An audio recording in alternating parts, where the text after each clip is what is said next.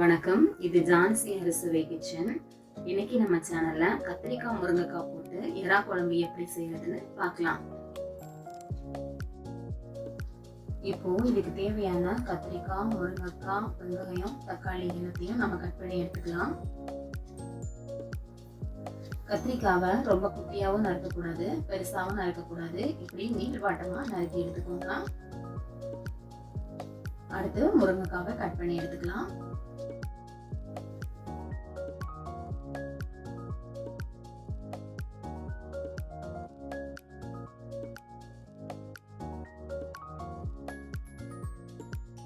இப்போ தக்காளியும் அதே மாதிரி நீள்வாட்டமா கட் பண்ணி வச்சுக்கலாம்.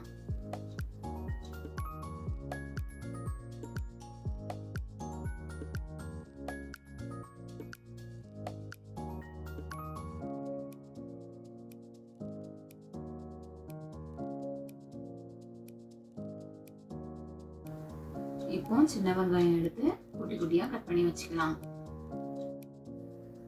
எல்லாம் கட் பண்ணி முடிச்சாச்சு. இப்போ இறால மஞ்சள் போட்டு வறுத்து வச்சுக்கலாம்.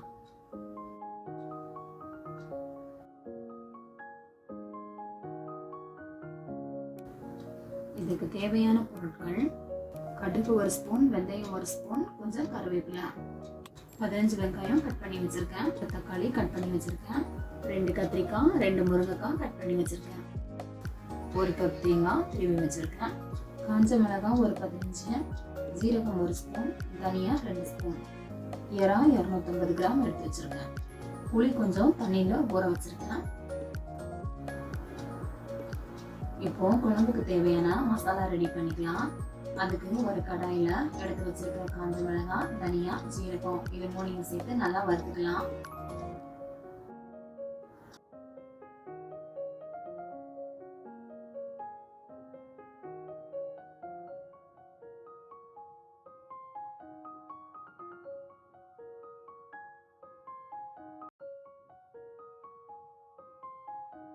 இப்போ இது ஆறுனதும் தேங்காய் கூட இதை சேர்த்து அரைச்சிக்கலாம்.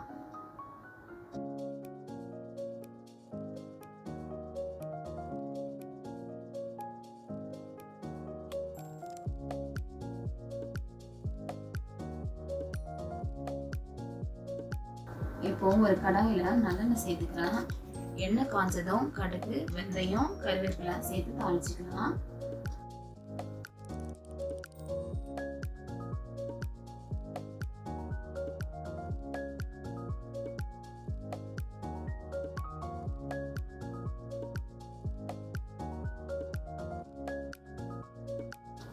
இப்போ நறுக்கி வச்சிருக்கிற வெங்காயத்தை இது கூட சேர்த்துக்கலாம்.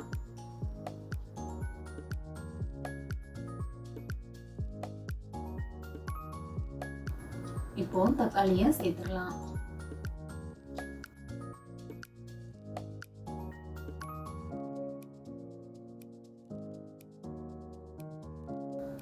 இப்போ இது வதங்கினதும் எடுத்து வச்சிருக்கிற கத்திரிக்காவை இது கூட ஆட் பண்ணிக்கலாம்.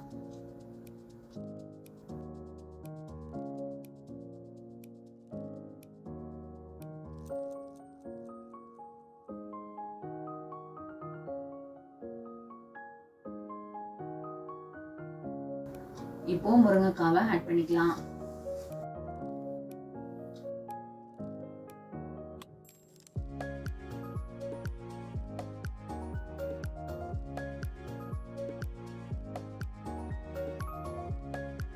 இப்போ இது வதங்கினதும் எறாவை இது கூட சேர்த்துக்கலாம்.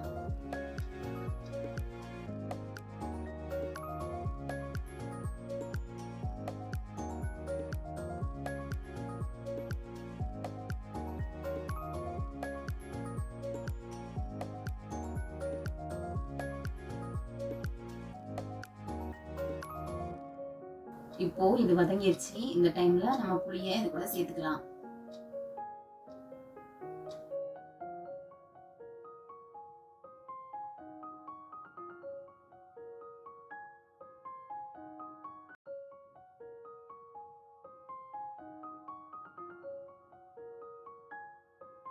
இப்போ தேவையான அளவு உப்பு சேர்த்துக்கலாம்.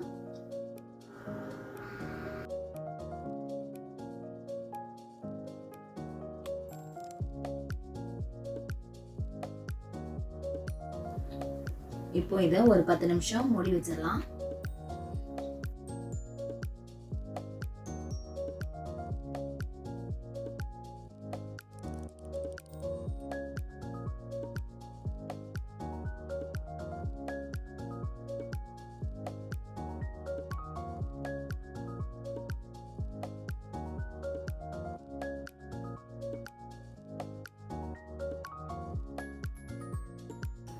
இப்போ எல்லாம் நல்லா வதங்கிடுச்சு. இந்த நேரத்துல அரைச்சு வச்சிருக்கிற மசாலாவை இது கூட சேர்த்துக்கலாம்.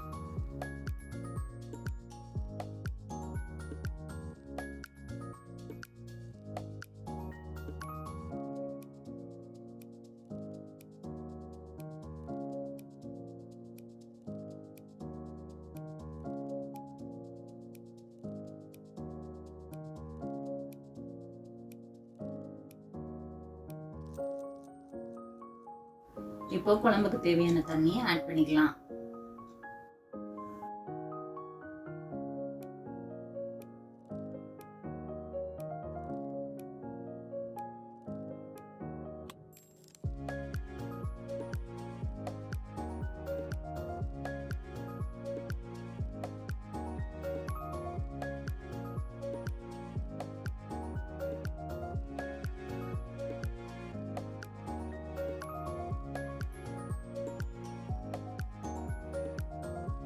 இப்போ குழம்பு நல்லா கொதிச்சிருச்சு. இதை நம்ம ஒரு 10 நிமிஷம் சிம்ல வச்சு ஆஃப் பண்ணிடலாம். சுவையான எறா குழம்பு ரெடி ஆயிடுச்சு. இதை நீங்க தோசை இட்லி கூட சேர்த்து சாப்பிட்டாலும் ரொம்ப நல்லா இருக்கும்.